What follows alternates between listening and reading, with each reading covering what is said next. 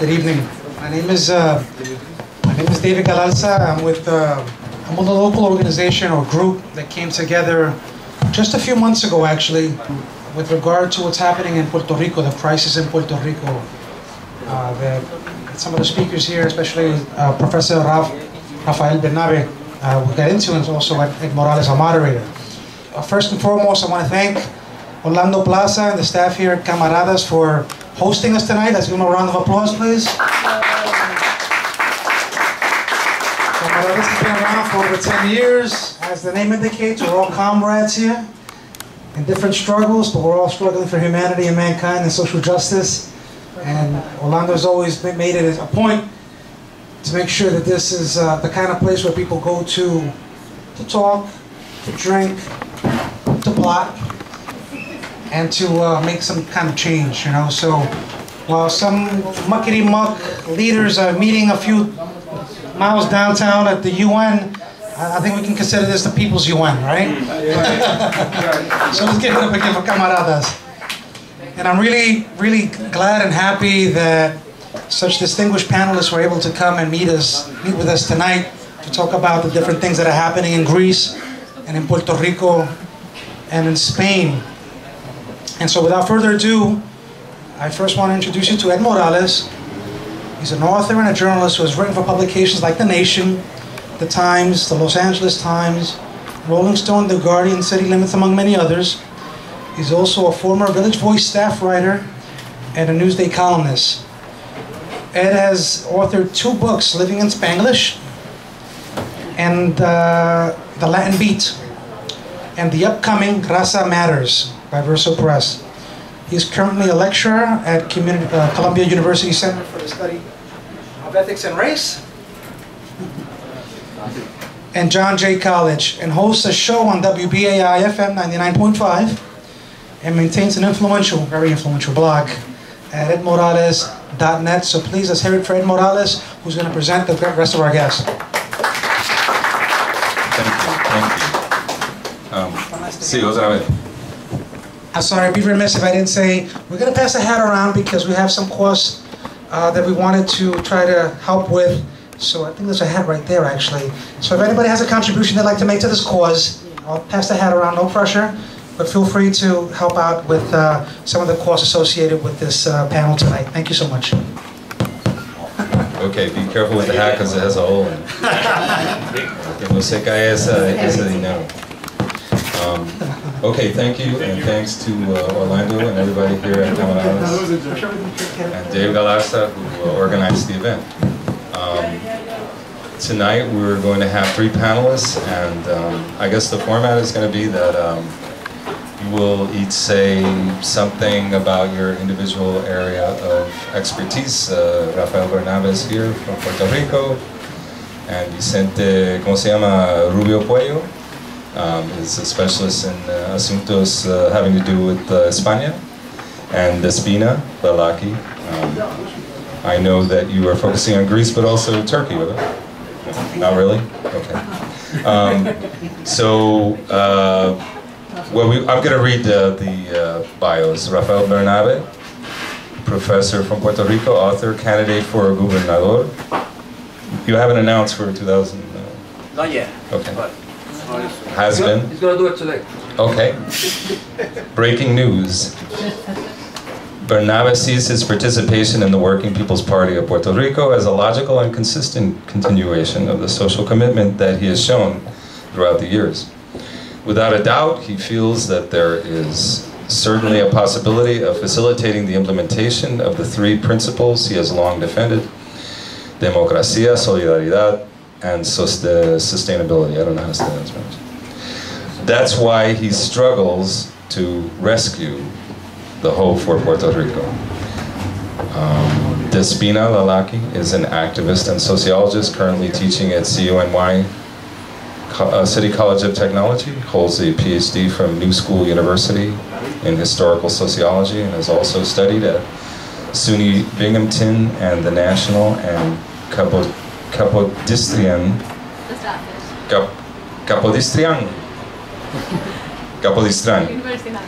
University of Athens, Her articles have been published in scholarly journals and newspapers, while she often contributes commentary to radio programs and social media on current developments in Grecia. Despina is also a founding member of the AKNY, Greece Solidarity Movement, of independent political organization established in 2012 that works to build grassroots movement in support of the struggles and people in Greece against neoliberalism, authoritarianism, and racism. Entonces, last but not least, Vicente Rubio-Pueyo, activist and scholar, teaches at Fordham, collaborates with activist academic organizations such as the Left Forum and the Global Platform on Protest and Participation. He has been active in building connections and mutual understanding between U.S. and Spanish social and political movements. Among them, Occupy Wall Street, 15M, 15M, and Podemos. Okay, so now what we're going to do is we're going to, who would like to go first? Should we start with Despina? What I would like the panelists to do is, you know, obviously there are connections between Puerto Rico and Grecia and España. First of all, you know, Puerto Rico has been compared with Greece many times because of its debt crisis. Of course, there are differences in the situations that maybe we can talk about during the panel. And then España has had many economic problems as well, and has also has created a culture of confrontational activism. So it would be great if each of you gave a brief update of the situations in all three countries. So we'll start with Despina. Thank you very much. Thank you. And let me see how I'm going to coordinate here the microphone, the computer, for which I apologize. I was hoping I could print this, and I also apologize in advance if this sounds a little bit like as a written, you know, paper, because this is what actually is. But anyway. So basically I will start with the events of July 5th, July 13th. I'll go back, try to explain about Syriza, how it came to power, what Syriza actually is, discuss a little bit the various movements in Greece, what has been happening in the past 5 years or so, and where we stand today, and try to a little bit insert into that and explain what I think we are doing here today. So, July 5th, I was in Greece. It was actually a great day. It was a fantastic day because actually this was for the first time that since 1974, the Greek electorate was invited to cast a direct vote on a decision that could single-handedly change the route of the country's history. So all that in the midst of capital controls and under the imminent threat of harsher punitive measures by the Troika, and by that I mean the European Committee, European Central Bank and the IMF, people actually cast a resounding 62% no vote against the bailout proposal that the European partners had put forward after 5 months of negotiation with the Greek government.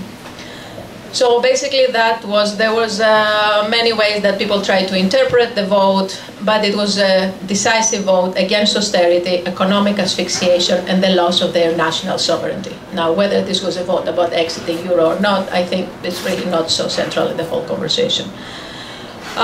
So basically, Prime Minister Alexis Tsipras would declare that this was such an important day, that was actually a historic day for Greece, which showed that democracy could not be blackmailed. Of course, as we all know, he was wrong. And as I will argue, the whole strategy of Syriza all along the way was wrong.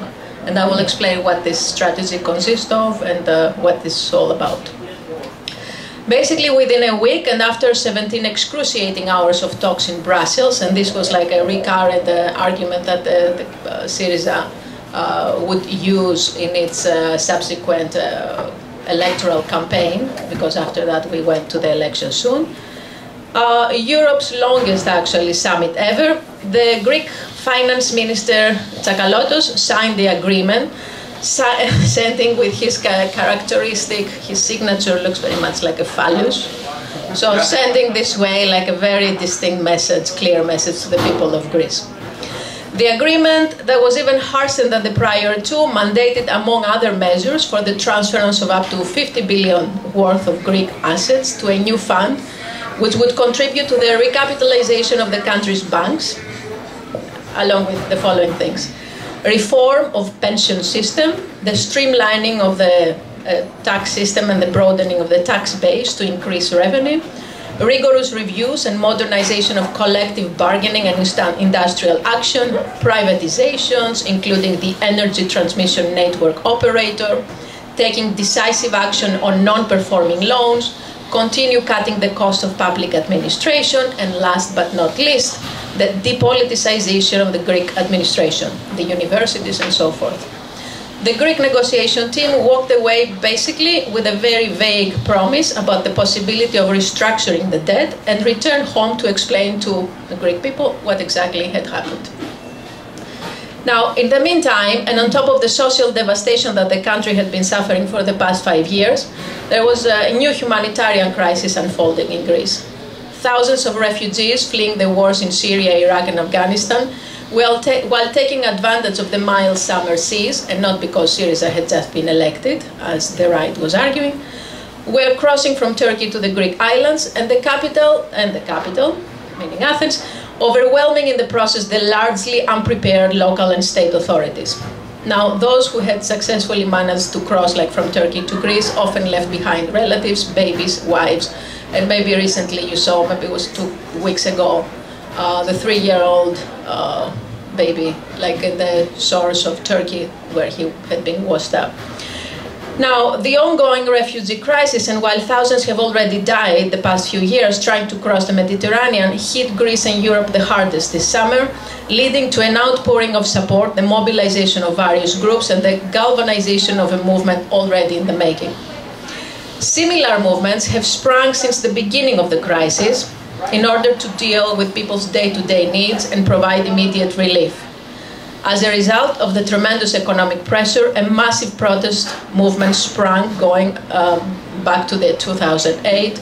In 2011, there was a 4-month occupation of the Syntagma Square, the central square in Athens, pretty much like an offshoot of mobilization that was taking place in Spain already with the Indignados, and various other movements that they are still in place, many of them. Some of them have gone away, trying basically to deal with the day-to-day needs of people, providing food, providing shelter, providing need to people in the immediate need. Now, overall, however, and I think that's pretty accurate, the movement has shrunk, especially after the possibility of Syriza holding power became very real. So Syriza itself, however, has deep roots in various social movements. It has a history that goes back at least 10 years. And it's one foot, one would say, was actually the movements in people that they had participated in the anti-globalization movements, and on the other side on Synaspismos, which was more like what you would describe as a reformist party, which was also the largest part of Syriza. Now, one could say and argue that Syriza has been riding the wave of history, as a historian and now Deputy Minister of Education would say about a year ago in a private conversation among people that they were actually discussing the strategy and agenda of Syriza. Now, today, after Syriza's capitulation to the demands of the Troika, public and private discussions basically revolve around the question, now what? And now what next? Today, the question is basically what currents are creating these history's waves, and how can Syriza avoid finding itself in the bottom of the ocean. So far, it seems that it has been kind of swimming along and trying to avoid the complete catastrophe and crash. But the basic question, I think, for us here is what kind of social movements are in place, and what are the dynamics, if any, which can lead to any real social change. If at some point you feel like I'm getting too detailed, or you don't really care about this right now, you prefer to discuss this in private, we can do that.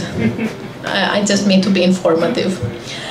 So a few things about Syriza, what its strategy was, what its agenda, what was trying to bring on the table, what went wrong, where the whole thing failed, and as I said before, where we stand today.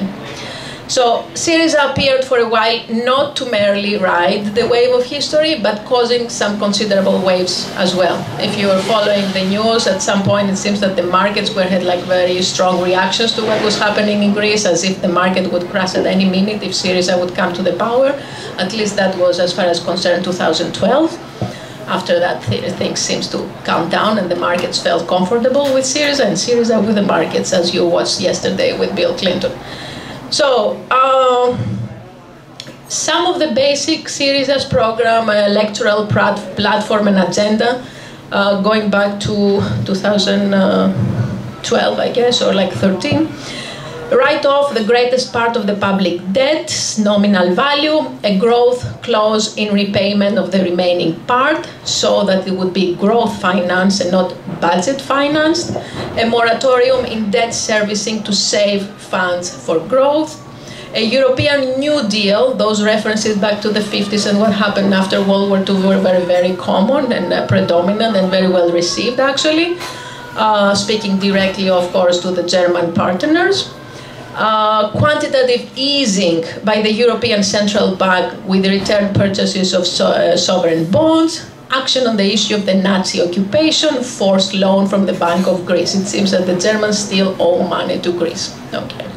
So this way, and based on this plan, Syriza would secure a viable solution to Greece's debt problem so that the country could pay off the remaining debt from the creation of new wealth and not from primary surpluses, which basically withdrew income from society at large. Syriza, on top of that, would do the following in the meantime: increasing public investment, at least 4 billion euros, gradually restoring salaries and pensions in order to increase consumption and demand, investing in knowledge and research and new technology, rebuilding the welfare state, restoring the rule of law, and creating a meritocratic state. In addition to being informative here, I also try to kind of dramatize the situation, because obviously all that, what is known as the Thessaloniki program, disappeared around January 2015.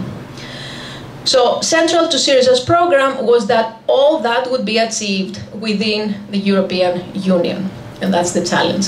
And that staying within the euro was a part of well thought through strategy of engagement with the European left. The alternative economic program that Syriza envisioned was always within the framework of the European institutions, and the deepening of democracy, not only in Greece, but at the European level, was a priority in Syriza's agenda. Now, there were strong objections to that. At the first Congress of the party in 2013, what was called the Left Platform brought to the table a number of objections and suggestions. It seems that all this would not be viable, and most importantly, in order to go a little faster, was that what they were suggesting was that it was important to plan for the possibility that our partners, European partners, would not go along with our suggestions. So the amendments, however, at the Congress of the party were rejected since they received only 30% of the vote. And since then, little, if any, discussion had taken place within the party on how to prepare in the event that the European partners would not accept Syriza's program. And this is where I think we should pay attention. The weakness in the Greek government's position became very clear, of course, during the 5-month-long negotiation and led to the capitulation of Syriza. Now, most importantly, for what I would like to stress here, trying to point to the direction of any prospect for any substantial social change and serious challenge to the neoliberal agenda, Syriza did not just adopt a strategy that was proven wrong, lacking any preparation in the event that negotiations would not go to the direction it hoped, but in the process, it separated itself from the party, 2, alienated some of its younger and most active, creative, and imaginative members, including people who had been the most active in the movements in the past few years. 3rd, ignored any subversive voices and voices of protest coming from the Central Committee, and proceeded to become the kind of centralized and hierarchical party that was characteristic of the parties the electorate had just managed to get rid of. And here it is where the newest and greatest challenges rise, I think. Rightfully so, Syriza has argued that this is in the midst of a globalized capitalist world, you cannot have socialism in a single country. Unfortunately, and Vicente will tell us more about this, Podemos seems to believe the same. Therefore, not only a more or less united European left would be able to challenge the political and economic elites of the European Union. Syriza also argues that within the limited space left to it by the new memorandum, austerity measures, signed in July 13, will fight against a deeply entrenched culture of deceit and corruption, and will go after the local oligarchs, as if the Greek oligarchs operate independently from a complex and highly internationalized system of bribes, extortion, and corruption. I'm really not sure, for instance, how scandals such as that of Siemens, for those of you that you have vaguely heard anything about it, in which both Greek as well as German corporations and high-end executives and politicians were involved, could be brought to justice without insulting or challenging our European partners. And to return to what I think is the greatest challenge here, it's not the asphyxiating pressures that the EU continues in a very punitive and paradigmatic manner keep exercising on Greece. The greatest challenge, which also constitutes an important turning point, is Syriza having abandoned its roots in democratic dialectic, having alienated its most combative members, and having broken away from its historic roots, which partially at least have been in the social movements and the anti-capitalist local and international struggles of the left. And to paraphrase an old saying, a movement has to turn you on and not to turn you off. So what's next? And I can conclude here. It has been argued, and I agree, that Syriza's mistake not having developed and engaged in the conversation and planning of an alternative to remaining in the Eurozone has been not Syriza's mistake alone. It has been the mistake of the entire European left. It becomes increasingly clear that the politics of there is no alternative put forward by our left government, and I'm afraid are increasingly shared by the upcoming parties such as Podemos, are a serious turn-off for the social movements which so far have produced great responses towards self-emancipation. But it has been pointed out, and I would agree, that they have failed to produce a political alternative or ways to overcome the social and economic impasses we have reached, it is clear, and that broader international pan-European movements and collaborations is the imperative state at the local grassroots level. And I would like to finish with a few words about the role of diasporas, like many of us here today, in the development and galvanization of these broader movements. It is well known that in our days we basically get our information, and it's basically thanks to the internet and the social media that social movements' actions and radical political changes rapidly reverberate across large geographical scales. However, it is actually thanks to people on the ground, actual communities and groups, that any change advances. Cities like New York, global cities as they are often called, occupy a very central position in that transnational social, cultural, and political networks we all find ourselves in. Networks which are made by us here today, nomadic social actors, various kinds of diasporas, Puerto Rican, Greek, Spanish.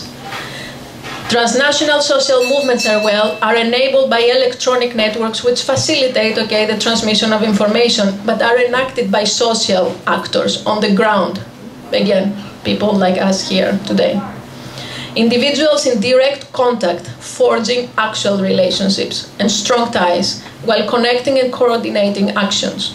Individuals and groups that move between large urban centers like New York form kind of what you would call like nodes in relational networks that can connect struggles over distant lands.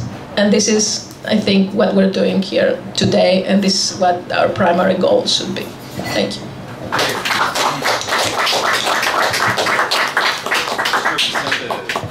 Give the report of Spain. Okay. Hi everyone. Okay.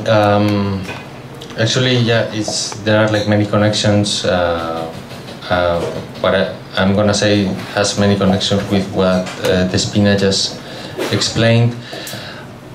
What I prepared here for today, it's a sort of map or update on the Spanish situation. Nothing would be make me happier than give like a optimistic view of the political situation in Spain, but unfortunately that's not the case. So, well, I'm going to try to give a very brief map, and then maybe later during the questions we can go deeper into certain aspects. Basically, well, just an overview on this map, these different actors in the political situations in Spain right now. One, of course, is Podemos. I think all of you are more or less familiar with this short but intense history of Podemos in this 1.5 years. But it has to be said that Podemos has lost much of its impulse during the last months, and well, there are like 4 reasons for that. One is the rise of Ciudadanos, citizens. It's a new right-wing party. If part of Podemos' appeal was to open a space beyond traditional understandings of left and right, Ciudadanos has recodified everything in those terms again. And it presents itself as a new force, critical with corruption, but with a strong neoliberal economic agenda. In part, it can be said that right now, especially after yesterday's results in Catalonia, Ciudadanos looks as the new alternative force, having benefited from the rupture that Podemos created, but appealing to middle-class sectors and being also favored by banks, by media, and everything. So Ciudadanos right now can become the perfect like Gatopardian force, in the sense of that something must change, so nothing changes after all.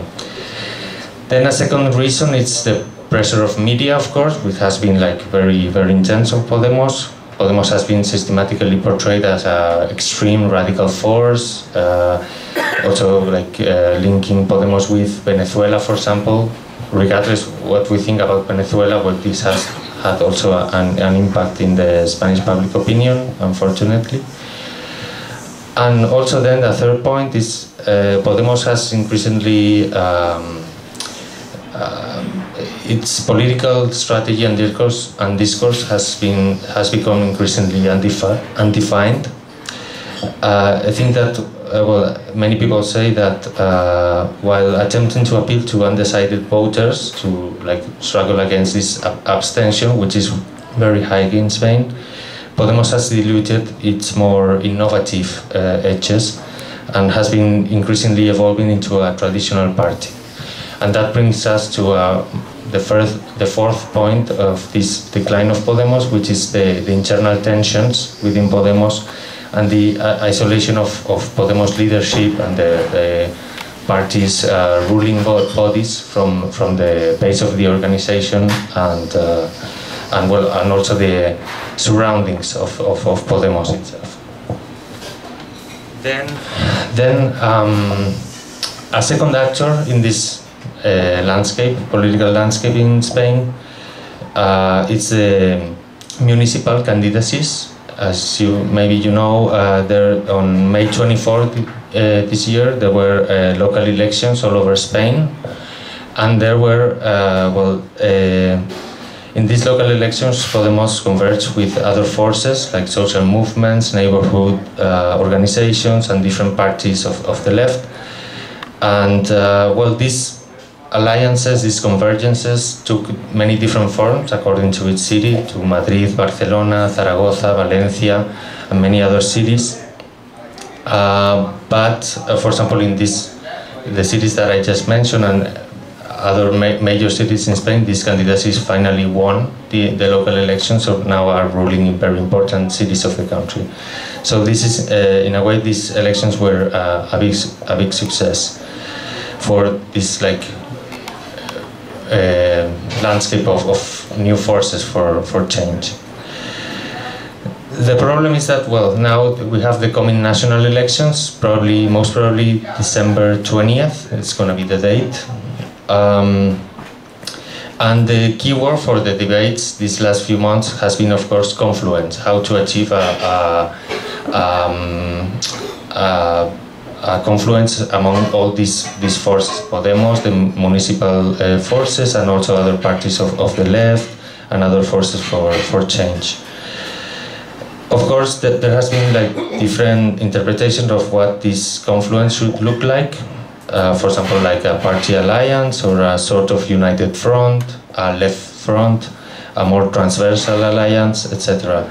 Or basically also a tension between certain understandings of like a confluence from above, understanding that, well, this an arrangement between different leaderships of the different forces in offices, or a confluence from below, like through local assemblies and more organic processes. The discussion, as well, in the last year and a half of Podemos history, has been always mediated by a sense of urgency, of exceptionality. The famous phrase by Pablo Iglesias is, well, we have this window of opportunity and we have to use it. But sometimes I think this sense of urgency has difficult a bit the process of thinking, of elaborating more all the processes. And right now I think a sort of confluence has been reached, but it looks much more like a confluence from above than from below. However, the problem right now seems to be something else, not only this confluence and how to do it, but actually even with this sort of confluence from above, the forces for change have lost much of its impulse. And well, maybe one proof of this could be argued, we can argue later, or we can discuss later, but it's the results of the Catalonian election yesterday. But this is like a whole other issue, and maybe it's better to discuss it in the Q&A. So briefly, Catalonia wants to be... Yeah, exactly. Well, you know, it's Catalonia had the elections yesterday, and well, there were like an independentist side that won. Then there are like many implications on the meaning of this vote and the consequences that may have, and well, we can discuss it later. Yeah. But maybe just to conclude a couple of points. So maybe what we can see here is, at least in Spain, there has been like two strategies going on. One is like from above to below, so to say, the Podemos approach, in the sense of, okay, let's take the state first, or the central government first, and then see what happens. And then there's the other, like, municipal, local approach, in the sense of, well, let's win first the local elections and then let's build from there. So right now, I think, well, it's maybe more a question than I don't have answers for this, of course, but maybe, for example, the case of Greece has shown the limits of this like more national state approach. So maybe my question would be like, well, how to think in other forms of maybe similar to what Despina was saying about a network of cities, for example, all over Europe and of course all over the world. And for example, the refugee crisis has shown maybe one example, but Ada Colau, the new mayor of Barcelona, proposed a couple of weeks ago to create this sort of network of cities to deal with the refugee crisis. I don't know exactly how much of efficacy would this have, but of course it's an interesting approach to the question, and I think it shows a tendency towards more collaboration among cities. And maybe I think, and of course, as Despina said, also a city like New York, I think, could play also a role in the sense of like showing how such a diverse city and such a global city in itself can give some examples of international cooperation. And then I have a few more notes, but maybe it's better for the questions about maybe the need to rethink what is our like radical imagination, in the sense that I think both with Syriza, with Podemos, with many other forces, even, for example, right now, the recent election of Jeremy Corbyn as the head of the Labour Party, or even the Bernie Sanders phenomenon here in the US. I think they are like really interesting, really positive, I think, because they open possibilities. But at the same time, I'm kind of, this is another question, of course, but maybe my question would be if we really can expect like a sort of return of the left. I think in the left we always like to, I think in my opinion we have a sort of self-referential political culture, in the sense that now we hope for a return of the left as it is. So it's like, okay, now people are listening to us again, but maybe we are not reflecting enough about what do we have to change as a left in order to open ourselves and engage better with the opinions and the understandings of the people. But well, that's a huge question, but I just leave it here. That's over here.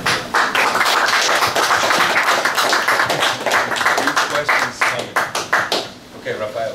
So, I'm sorry. Thank you for having me here. As you know, I come from Puerto Rico. I belong to a political party called the Partido del Pueblo Trabajador, which would be sort of Working People's Party. It's a party that was organized in 2011 and participated for the first time in the elections in 2012. At the end of the presentation, if I have enough time, I'll tell you a little bit more about that.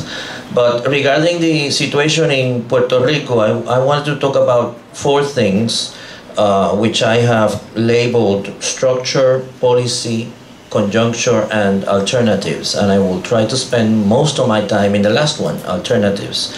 And I am going to be, this is a presentation that I prepared. It's a little bit more longer than I have the time for, so I'm going to be abridging it as I go along. So if I hesitate at some point, that's why.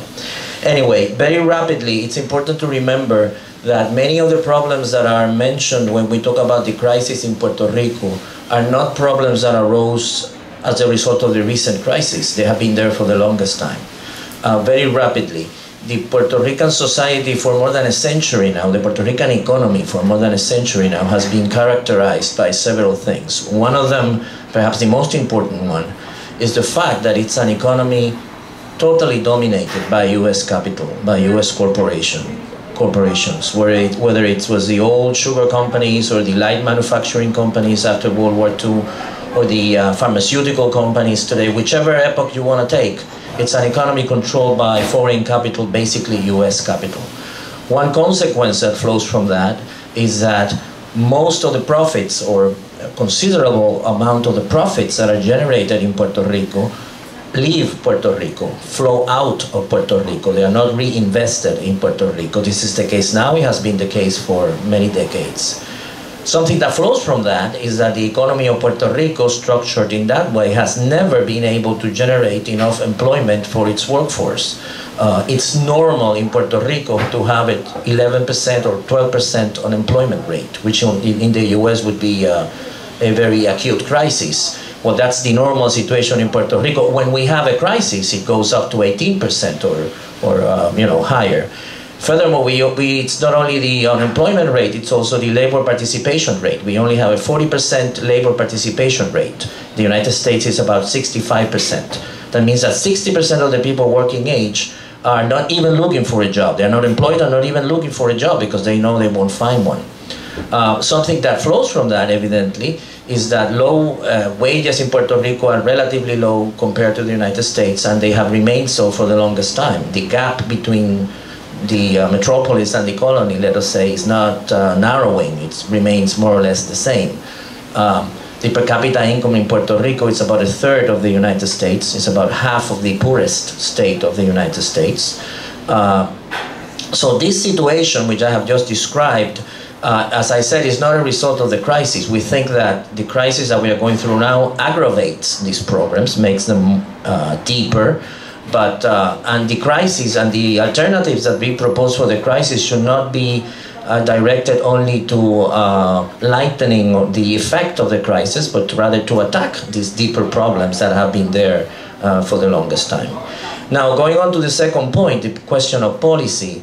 The fundamental policy of the government of Puerto Rico ever since 1947 to try and promote economic development is the policy that we often call the policy of tax exemption, which is that you try to attract US corporations to come and invest in Puerto Rico and you offer them not to place any taxes on them. This is what makes it attractive to come and invest in Puerto Rico.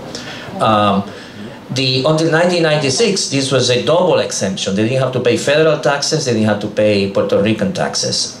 Ever since 1996, they have to pay some federal taxes. So it has been kind of narrowed, this disadvantage, but it's still there. And that remains the fundamental policy of the government of Puerto Rico. The rationale behind that is that you attract foreign investment, it's going to create employment, it's going to create economic growth, the economy will grow in general, and the government will be able to increase its revenues as a result of this wider economic growth.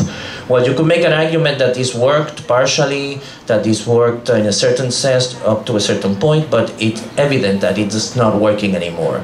Ever since 2006, not to go further back, the economy of Puerto Rico has been stagnant. It hasn't grown. In fact, it has shrunk in terms of income and in terms of employment. Just to give you one figure, the amount of jobs in Puerto Rico, the amount of people working in Puerto Rico has gone down by around 250,000. There were 250,000 more jobs a decade ago than there are now, which is about 20% of the jobs. They have disappeared in 10 years. So if there is a great sense of despair in Puerto Rico, it's to a considerable extent due to that. I mean, people don't find jobs, people are impoverished, people don't see any hope. Many of them are therefore leaving the island. We have had a new wave of migration to the United States as a result of this situation. And then you find yourself in a paradox, which is the major paradox of the Puerto Rican situation, which is an economy which is stagnant, an economy that doesn't grow, an economy that doesn't create employment for its people, but at the same time, it's an economy which generates about $35 billion in profit for US corporations that operate in Puerto Rico. $35 billion leave the island every year in profits from these corporations. So it's evident that this policy of allowing these corporations to operate in Puerto Rico generate a tremendous amount of profit and let that profit leave the island is one of the big problems that we have. That capital is not invested in Puerto Rico, therefore Puerto Rico cannot grow, and it doesn't create employment in Puerto Rico either. Now, as the economy, I'm moving along to the third issue I wanted to talk about, conjuncture. To put it very rapidly, as the economy of Puerto Rico stagnated, and it was evident that it was stagnating more than a decade ago, instead of reevaluating this economic policy that I just mentioned, what the government of Puerto Rico did, or one of the things that it did, was to borrow more money. That is, the government doesn't have any money, the government has very big deficits, and instead of taxing the corporations, they say, well, let's borrow more money. And they found it rather easy to borrow this money. I'm not going to go into the technical circumstances as to why that was the case, but they borrowed an extraordinary amount of money over this decade of stagnation. The public debt of Puerto Rico increased 64% between 2006 and the present. It went from about $42 billion to $73 billion, which is what it is today. So as I said, instead of reevaluating this policy, which allows this tremendous amount of profit to leave the island, the government preferred to borrow more money until this level of debt and the servicing of this debt became, in turn, a very terrible burden on the government budget. Moving along to the present situation and the alternatives, as of June 29, the governor of Puerto Rico gave a message in which he, after having denied that this was the case for the longest time, adopted the position that the debt of Puerto Rico, the term that he used was, it's unpayable. We cannot pay this debt without imposing sacrifices on the population, which would be unacceptable, and without foregoing actions that we need to take in order for the economy to grow again. So this debt has to be renegotiated. The official government position is this debt cannot be paid in the terms that it was originally contracted. It has to be renegotiated. After that moment, we've had what I think are basically three perspectives fighting within the political arena. Two of which are very well defined and rather well organized. One of them is the perspective of the major and better organized and better structured creditors of Puerto Rico, the investment funds that own a considerable part of Puerto Rico's debt. The best known among these groups is one called the Ad Hoc Group. They actually put out a paper, you can find it in the internet. It's called For Puerto Rico There is a Better Way. And it lays out their plan of how to solve the Puerto Rican crisis. And, you know, basically summarized, it argues that the debt has to be paid, cannot be renegotiated, there can be no changes on that. And in order to pay it, the government of Puerto Rico and the Puerto Rican people have to adopt a whole series of very harsh austerity measures. This is nothing new. This is, you know, they've done this all over the world, but they're doing it there now. You have to close schools, you have to fire government employees, you have to privatize, you have to sell off government property. One of the things you have to privatize is the generation of electricity and so on and so forth. You know, it's the typical neoliberal package. You know, you have to apply it even more harshly than it has been applied in the past. If you do that, and if you, ironically, borrow more money on the basis of you doing that, then you will be able to pay the debt that you have now and to pay the new debt that you will take on as long as you impose, as I said, all of these austerity measures. So that's the program of the creditors, who have representatives within Puerto Rico. You know, there's all sorts of, I can go into that. They are even financing some public relations groups, you know, some ghost organizations. They just created one called Main Street Bondholders, which is a fabrication to speak in defense of the creditors in public debate in Puerto Rico and so on. They have contracted a very well-known journalist called Carmen Jovet to be the spokesperson of this thing, but I won't go into that.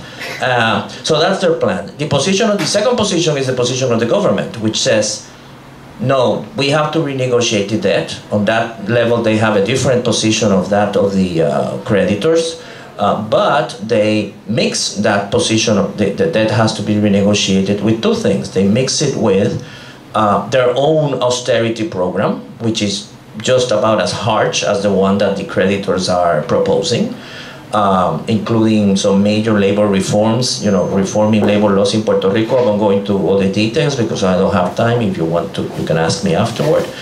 And they combine that also with the perspective of how the economy of Puerto Rico is going to recuperate. And the perspective on that is that we have to go back to the policy of tax exemption that existed before 1996. That is to have federal and Puerto Rican tax exemption. So it's maintaining exactly the same policy that has been there all along, that is completely exhausted, and that is part of the problem instead of part of the solution. So even if one were to think, even if it were to be the case that the government were able to renegotiate part of the debt and alleviate some of the debt payments that Puerto Rico has to make now, even then, the results will probably be annulled by these very unjust and depressive austerity measures that they want to put in place, and by the fact that the economic policy that they want to maintain is the policy that has been in place for the longest time and is evidently exhausted, besides allowing for, you know, all of these profits to leave the island. And that's, as I said, even if we were to allow that they were able to do something on the debt front, it would be annulled by these things. And it's not even sure that they will be able to do anything on the debt front, because their whole hopes are placed in the notion that the creditors are going to come to an understanding. They're going to understand that Puerto Rico needs to renegotiate the debt, and that they will be able to yield and accept voluntarily some sort of moratorium and so on. Everything that the debtors have, everything that the creditors have done, everything that they have said, everything that they have manifested indicates that's not going to be the case. What happens when they go to the negotiating table and the creditors say, well, no, there's no deal, but there seems to be no plan B. I mean, you know. And furthermore, Huh? Who are the creditors? Well, the creditors are a whole array of different investment funds. It depends on there's several debts in Puerto Rico. There's the debt of the central government and the debt of many public corporations. There are banks, there are investment funds in the U.S. There are hedge funds. There are some vulture funds, what we call vulture funds, who have bought part of Puerto Rico's debt in they have bought it at a discount and they expect to be paid at the nominal price and have an extraordinary profit as a result of that. Those in particular are not going to be interested at all in any sort of renegotiation because their business precisely depends on there not being a renegotiation. The other hope of the government is that Congress is going to include Puerto Rico within Chapter 9 of the U.S. Bankruptcy Code, which allows municipalities and public corporations to declare bankruptcy and go to the court and have a negotiation process with the creditors. Again, it's not at all clear that they are going to be able to get that through Congress. And even if they do, it's not at all clear that the federal judge that's going to be in charge of such a negotiation is going to come to decisions which are in accordance with the need of the Puerto Rican people as opposed to the creditors. So that's the position of the government. We think that we have to articulate a third position, evidently, which is the one that's weakest because it's the one that's that depends on social movements elaborating their own alternative to this situation, which is something what we are trying to push and trying to construct. We think that elements of that have to be that Puerto Rico needs not only measures to deal with the immediate debt crisis, which we have to do, well, I'll get to that, but we need, that has to be, has to be placed within a much larger program, which should be a plan of reconstructing Puerto Rico's economy, transforming the economy of Puerto Rico as a whole. That one of the elements that has to include definitely is the creation of what we would call internal initiatives, cooperatives. They can be public, they can be private, we can discuss the mixture of these things, but they have to have an element in which you produce, you generate a surplus, you generate profit, and that is reinvested in Puerto Rico as opposed to leaving the island, which is what happens right now. Now, that is not going to happen. Any version of that is not going to happen if you are not willing to tax the profits of these corporations that are there now, if you do not renegotiate that debt and stop paying that debt to a considerable extent.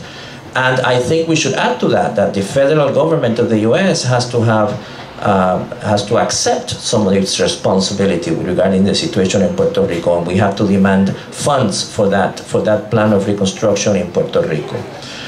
Now, many people ask me, this is more or less what I want to conclude with this topic, which I think is very important.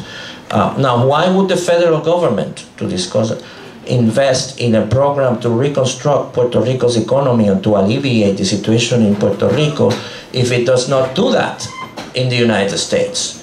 And my answer to that is that it should do that in the United States. That is to say, working people and poor people in the United States are suffering from the consequences of many years of pro-business, tax and budget and economic policies. And it is not only Puerto Rico that needs a plan of economic reconstruction, it is also working people and poor people in the United States.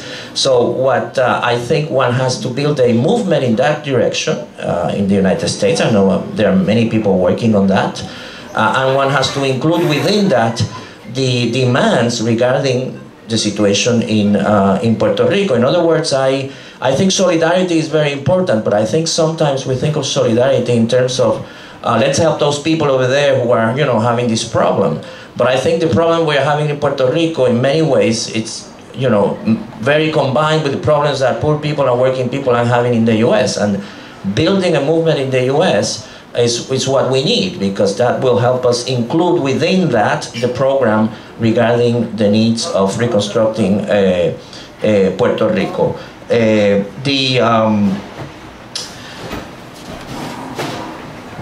I'm sorry. I'm not going to go into much detail regarding that because I'm not taking too much time now, but if you look at the struggles we have right now in Puerto Rico, the need to stop these austerity measures they want to impose, They need to pressure the creditors so that they yield to the need for renegotiating this debt. The need that we have to pressure judges that may be looking into some of the situations that emerge as a result of this. They need to pressure Congress so that it helps Puerto Rico. I hate the word helps, does its responsibility for regarding the situation in Puerto Rico. All of those things we have to do in Puerto Rico, we have to mobilize, but we could also mobilize in the United States in that direction. I conclude by saying that there are many similarities and differences between the situations in Spain and in Greece and Spain and Puerto Rico. I think some of the similarities are evident. We are facing basically the same enemies in a way, globally speaking. And we are also confronting the same policies. The policies of the Troika in Greece are not very different from the policies that the ad hoc group is trying to impose in Puerto Rico. You have to impose austerity budget, you have to privatize, you have to sell off government property. If you do all that, we may lend you a bit, some more money as long as you keep paying what you owe us. And it's a policy that's going to have terribly unfair results, as it has already had, and it's going to perpetuate the crisis. There are differences, I think, immediate ones, which is regardless of all the limitations of the political parties that have more or less expressed that, both in Spain and in Greece you have had in the last few years very significant, massive mobilizations, which have in turn have a political effect in the electoral field. Unfortunately, in Puerto Rico, that has not been the case. The mobilizations in Puerto Rico in the recent period have been very fragmented, relatively limited, not anything in any way comparable what you have had in Spain and Greece. Of course, as the crisis deepens, we hope that this is going to change because people will have to confront the ever graver situation. The perspective of the PPT, to put it very simply, if I were to summarize this program, I'm happy you said what you said, because it's very similar to the Thessaloniki program, with the different orientation that at least I and most of us, I would say most of the people in the leadership of the party, our perspective is that you cannot, to put it simply, we don't want to fit the program into the institutions. We think that, if necessary, you have to reshape the institutions or break with them so that you can put the program in effect. And that includes evidently challenging many existing structures. I conclude by saying that for us, and I think for any movement, but particularly for us, it's a relatively small country, the more isolated we are, the more we are forced to say these are our alternatives and we don't have anything working with us with outside of our country, the more timid really our perspectives are going to be. And it works the opposite way. The more you are able to create a movement which is international, then the more radical you can be. So I think it's absolutely essential that we build connections and links between all of our movements, because that's what's going to lend, I think, more credibility to what we say. In San Juan, in Puerto Rico, I'm always saying we have to do this, we have to do that, and people ask me, how are you going to do that? One of the great things I would, that I wish I could say is, well, in the United States, and I say the United States because evidently it's the country that we have the most closest contact with. Well, in the United States, there is this mass movement, of working people, of people of color, poor people, and so on, who are proposing basically what we are proposing. So between us and them over there, we can do this. So building our movements in each our countries and building the links within our movements, I think it's fundamental. This idea of combating the message, and I'm not sure how in Spain and Greece it played out, but one of the things that happens with the message about debt crisis is that they begin to invoke this kind of moral guilt in the average person, where they draw this example of, well, if you borrowed all this money because you built a swimming pool and a car that you didn't really afford, then you're going to have to tighten your belt and, have it rough for a while until you pay it back. And so then they make this analogy about what the government did, which has nothing to do with what the people did. And also governments routinely operate on a deficit to, you know, create productive conditions, to convince people that they have to pay for what the government did, you know, and I know in Puerto Rico there's a little bit of a pushback, but, you know, it seems like it really affected that kind of narrative. So nationalism also comes into play with the Catalonia situation. I mean, do you find that to be a retrograde kind of nationalism that's against class interest? So yeah, I mean, do you guys, any of you guys would like to comment on those things? Okay. Okay, starting with, I think what you're invoking, this relationship between parliamentary politics and street politics. And at least in the case of Greece, and I think increasingly we see it, and we keep seeing it unraveling in Spain, there is a difficulty there. Anarchists, I guess they have kind of resolved it. I'm not sure how we can resolve that. I was hoping for a more balanced situation in Greece when Syriza seemed to be kind of picking up from what was happening in the streets, even though we saw that increasingly as they were like getting to knock on the door of power and getting the government actually, they were increasingly removing themselves from the streets. They were increasingly careful what they would say, what they would do, how they would act. It seems that this is counterproductive in terms of serving an agenda that was supposed to be more for the people, more liberal, more breaking or creating a bridge with Europe. I think we just, bottom line, we need a more radical perspective overall. Very, very briefly. And sometimes it can come through parties and other times through streets. Yeah, it seems here, yeah, that the new ground that Greece was breaking, it was kind of bringing that together, the parliamentary and street politics.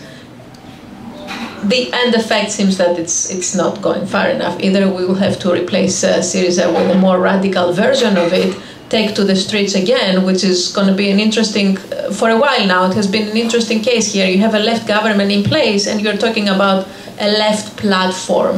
Syriza used to have what was called left platform, more radical, I would say, version of it. Today broke the way, formed sort of a different party that got very, very few votes in the recent elections. So we need greater mobilization and keep pushing, no matter who is in the government, left or right or whatever. At the moment that Syriza is adopting very much like policies that they were similar to the government before in place, so we mobilize the same way we mobilized before. I can see no other way, in the near future at least. Now in terms of nationalism, my paper, like already was getting too long, so one very, very, very important aspect of this whole crisis is the rise of extreme right or fascism, really the rise of fascism in Greece and Europe right now. And I'm afraid we're going to see a great escalation of that, even though the past few days what we get in, more to our attention is like the benevolent and solidarity reactions to this huge influx of refugees. But what happens in the meantime, and we should not forget, the right of extreme right, what basically is, and fascist in France. In Greece, what is called Golden Dawn, which is really a Nazi group that right now is like second, third, sorry, yeah, okay, in a popular vote. For a while they have withdrawn from the streets, but they're in the courts, like their leadership was incarcerated until recently. So, and also that discourse, to get to the narrative discussion, in terms of like the relationship between Germany and Greece, there is a very strong nationalist approach here, the way the whole thing is framed. And it's kind of like distracting, because what is in place here, I mean, you keep talking about Puerto Rico, and it's like you could just literally replace Puerto Rico for Greece, and you're describing the same situation. So this is not the case of like country to country, nation state to nation state rivalries or differences. But obviously this is a larger issue having to do with all this neoliberal assault, literally. So yes, that issue of morality also, and history is very important to bring into the conversation. I'm sure you can go more into the discussion about the relationship of Puerto Rico and the United States, which is really a colonial situation. What we are experiencing in Greece right now, you could call like a neo-colonial situation. And the relationship of Greece very much to Europe, going back to the establishment of the nation state, is in many ways you can describe it in those terms, even though Greece never really experienced like direct colonialism. But the same way, and compares not easily, I would say, but the South, the European South, when we start discussing economics, had always been in a weaker position than the European North. That relationship has been there, perpetuated, and history and those narratives very much keep resurfacing whenever you have sort of like find yourself in a crisis situation such as today. And we should not ignore them. I understand that the Marxist perspective and everything sort of often like tends not to discuss like identity questions and everything. I think they are the most powerful. These are the kind of narratives that they have absolutely convinced today, like the people in the Netherlands or the people in Germany, that Greeks need a little bit punishment. Maybe the Italians as well and the Spaniards, because we're kind of unruly and undisciplined. So these are not stories and narratives we should neglect, and history is very, very important here. Okay, so many things, but maybe to address some of the points, maybe I'm going to start with the third one, about the moral guilt. And I think it maybe, and in a way, also relates to the first one about the disappointment of parliamentary politics. Maybe it's about, I think, for example, just talking about the Spanish case, but it's true that, as Rafael pointed out, that in Greece and in Spain we had these mass movements in 2011, the 15M in Spain, and precisely these movements were the occasion for breaking with that moral guilt. I think that there was like this very hard discourse on like, well, this guilt among the population that you, power and the media just saying, well, you live beyond your possibilities. That was the exact phrase used by ministers and economists and so on. And basically the May 15 broke with all that.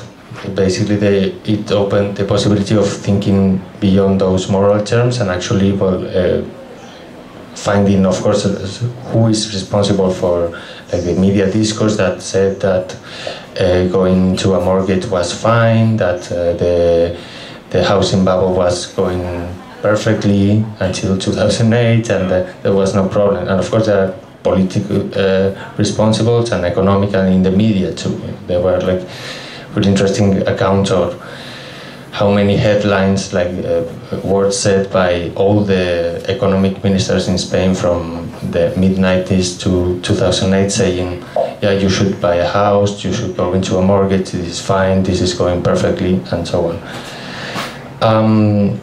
And also about the movements, I think, and I say this because usually there is also a tendency here in the state, at least what I sense, is that to draw a line of continuity between what was the May 15 movement and then the Podemos.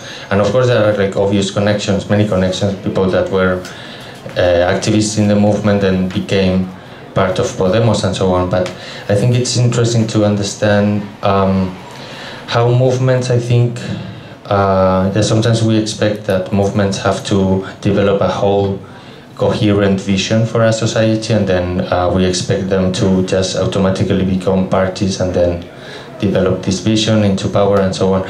The interesting thing about the relation between May 15 and Podemos is that the May 15 opened that possibility, and I think movements in general open these more like cultural possibilities of just like saying different things and feeling differently about the problems that affect us in everyday life. And then Podemos actually tried and I think they were correct at the beginning to appeal. There was like a mass support for the May 15 movement, but of course not everyone was at the square the whole day occupying. And basically what Podemos tried, I think, was to translate that message or basic message of the May 15 movement to a more like broader spectrum of people that were, of course, sympathetic to the movement, but maybe voting is still the main political tool or political way of engaging with politics, and I think it's important to understand that. About the role of nationalism, and maybe here I can talk a little bit about Catalonia, maybe, since I think there is an interest in that. And of course, I mean, what I'm gonna say, and I'm aware of, as I've just pointed out, the really rich and strong tradition of Puerto Rican nationalism. But maybe just to explain a little bit about the situation in Catalonia. The thing is, well, I'm aware that maybe for many people the results in Catalonia can be seen as a positive development, in the sense that, well, there is this region of Spain that trying to succeed and so on. There is, of course, I mean, what I'm gonna say is not about like questioning the right of Catalonia for self-determination. I'm not questioning that. And actually, for example, the position of Podemos in these elections were two things, basically. Defend the right for self-determination, the right to hold a referendum, for example, about the independence, but at the same time not exactly in the same way as the independentist side was proposing it. I think just to give some information, but why the Catalonian result was not so positive, at least in my opinion, and I think many people in the movement and also in Podemos.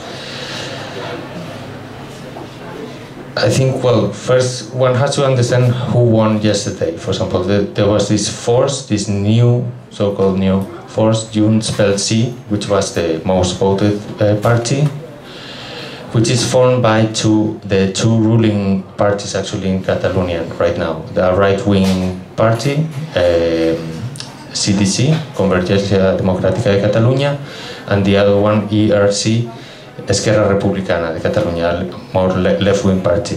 The thing is that what is interesting is that CDC is probably one of the most corrupt parties in Southern Europe, and that's already a lot. And also it has been actually the one that has implemented all the austerity measures throughout the last years. And actually in Catalonia has been even more intense than in the rest of Spain.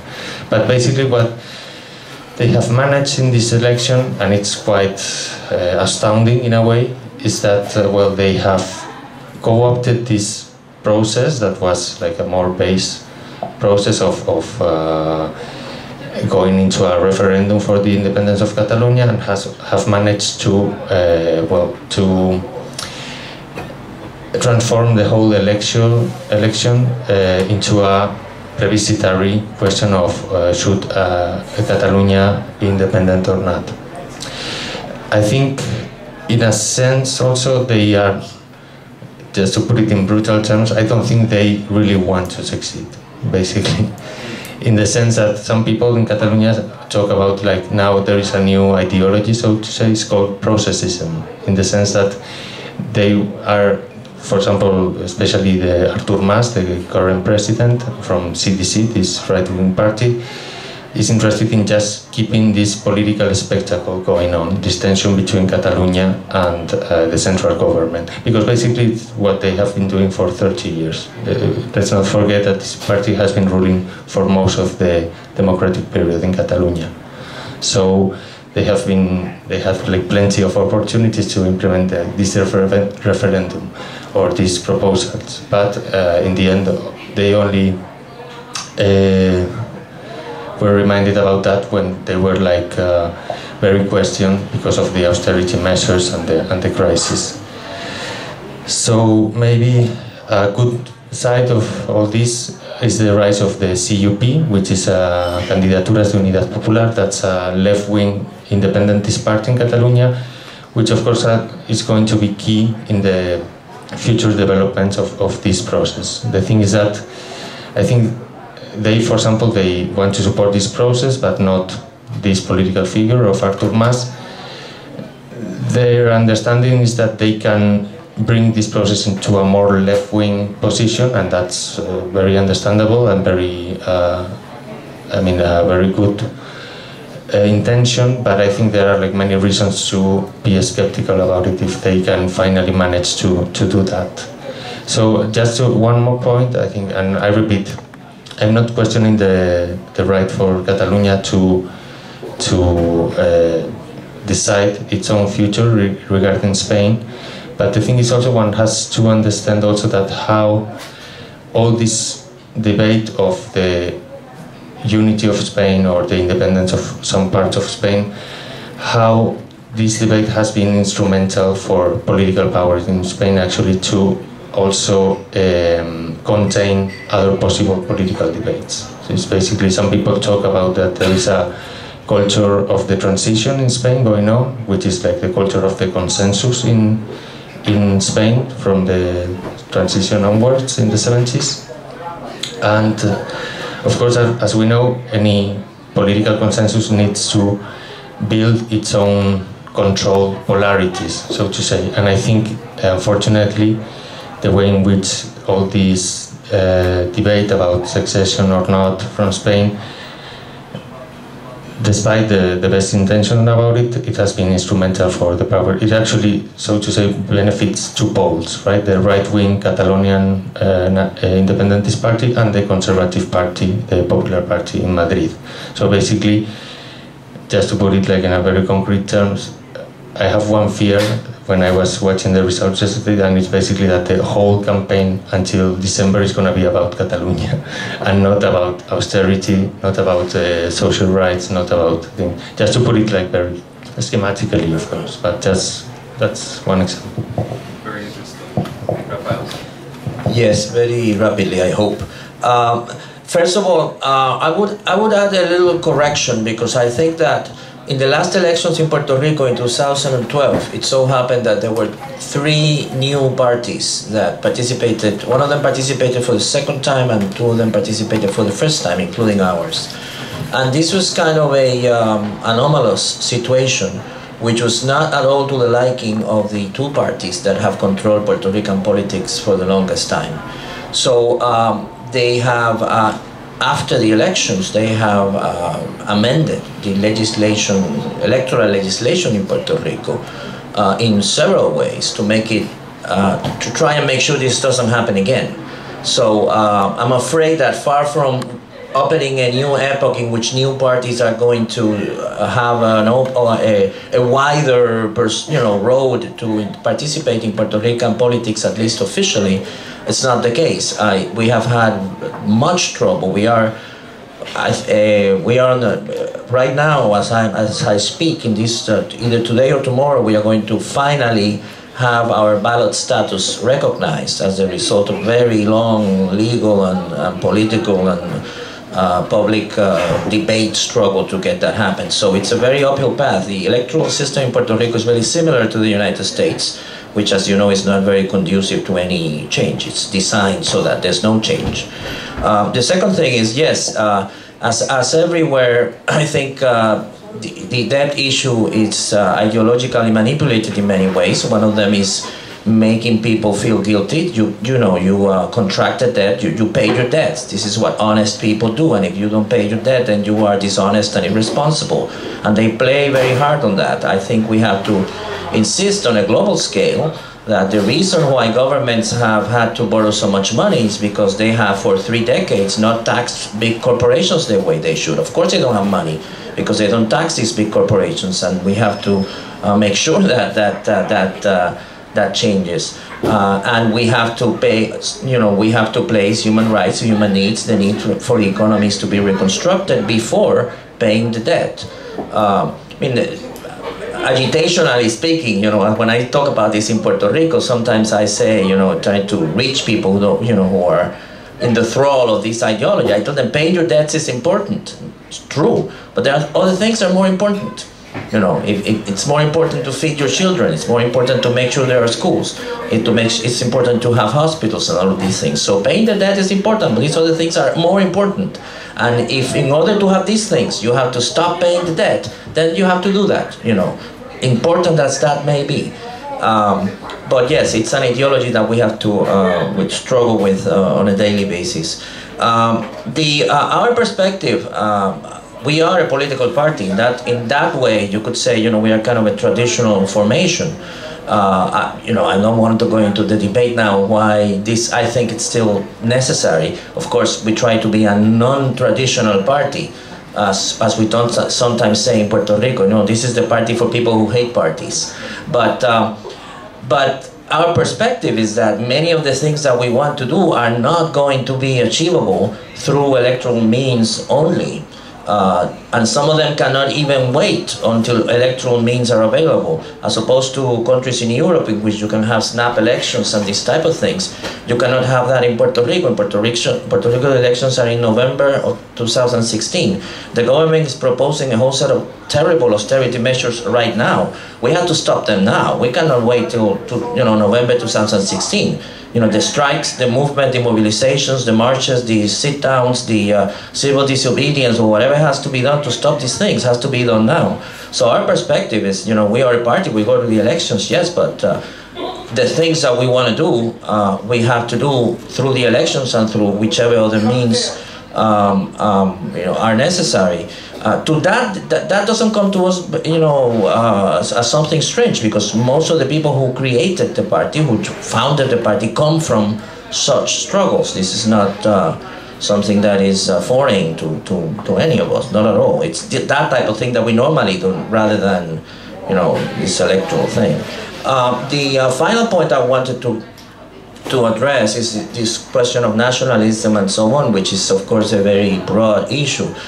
But my main element that I would like to bring into the discussion is that I would make a differentiation which you have to make when you're talking about Puerto Rico between nationalism and support for independence, which is, in many cases we tend to think of them as synonymous. And I think Puerto Rican nationalism is very strong in terms of Puerto Rican identity, Puerto Ricans a feeling that they are a nation, they have a culture, they have a history, they want to keep that, they want to maintain that. That's very clear, very strong. About 3% of the people in Puerto Rico support independence. So there's no mechanical connection between national feeling or national culture, national pride, and supporting independence.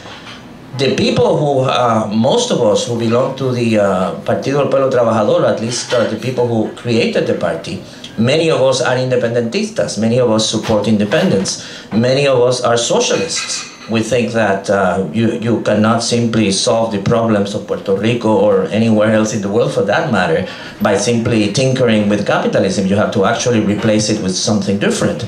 But our perspective is that, at least in the case of Puerto Rico, that's a very small minority. How do we get working people in Puerto Rico to start moving in the direction of questioning colonialism and questioning capitalism? And we think the way to do that is to build a very broad movement based on a program that most people, working people, poor people, will be willing to support because it addresses their needs. We know that this will bring them into conflict with many of the existing political and economic structures. We don't build a movement in which anybody is requested to relinquish their views. I mean, I was candidate for governor as a candidate for the PPT, and whenever a journalist would ask me, or they would tell me because they know, you're a socialist and you're an independentista, I would say, yes, I'm a socialist and I'm an independentista, but the Working People's Party is neither. We don't ask people, you don't have to be a socialist to be here. You have to be against privatization, you have to be against austerity, you have to be for the preservation of the protection of the environment, you have to be for gay and lesbian rights, you have to be for all these things. If you agree with us on that, we can work together and we will discuss the status question, as we call it, as we work together. And that flows into what I said before. I finish with that. The perspective, if anything, if there's one issue in which we are not nationalists, is that we think that the national problems of Puerto Rico will not be solved by Puerto Rico in isolation. If we don't build a solidarity movement with Puerto Ricans who are in the United States, but not only Puerto Ricans who are in the United States, beyond our nation, with white working people, Black, African American working people, poor people, Mexican people, immigrant people, and so on and so forth. It's only with that kind of a movement that we will be able to solve our problems, and hopefully other people will be able to solve theirs. So on that line, we are very much not nationalist. To use an outdated word, we are very internationalist, whatever you want to call it. And on that note, I have to say that we have here Comrade Ian Seda, who is kind of the coordinator of the PPT here in New York. So if anybody wants to know more about the PPT or join us or work with us and so on, he's the person to talk to before you leave today. He's a professor at John Jay campus of the CUNY, it's called? Yeah, right. Okay, well, yeah, definitely what's in the air tonight is, discussion of diasporas, how, the Puerto Rican diaspora should join in, to support what's going on with austerity in Puerto Rico. International diasporas from Greece and Spain supporting those movements as well as other movements, and how we can all, meet together in cyberspace, but also, in organizing actions here in New York and in other cities.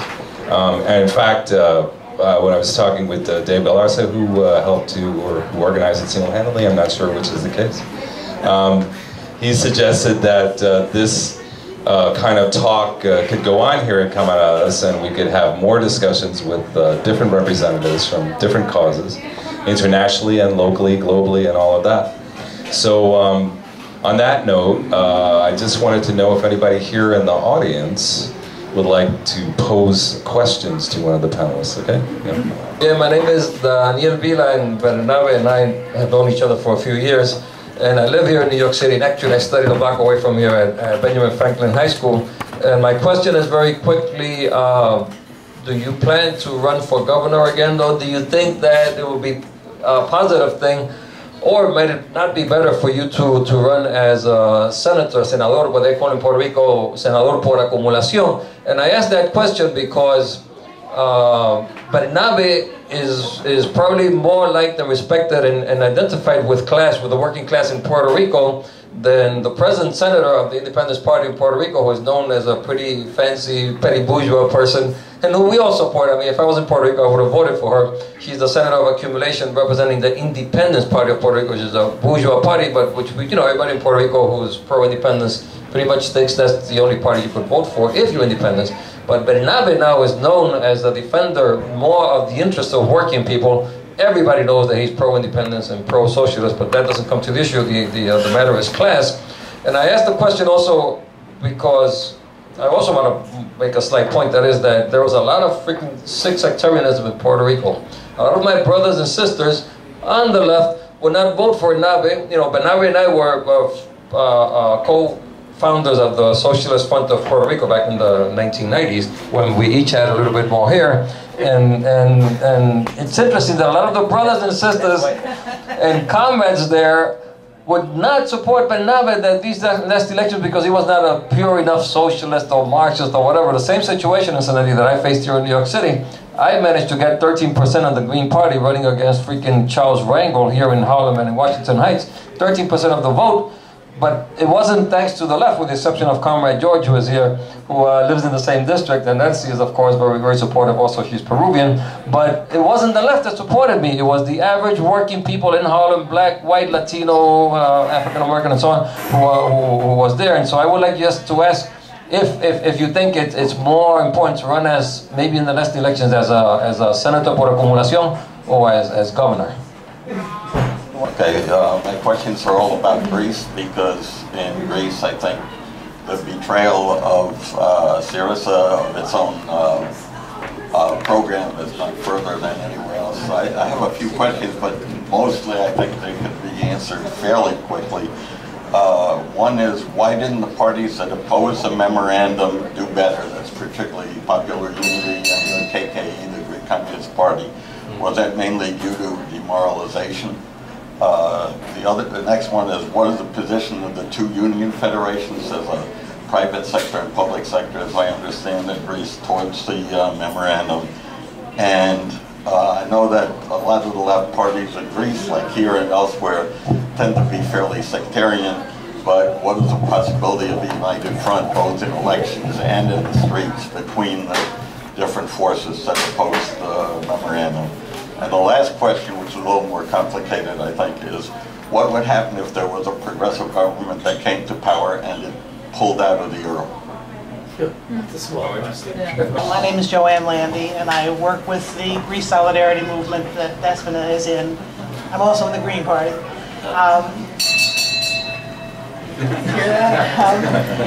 Is this working? I think it's it is.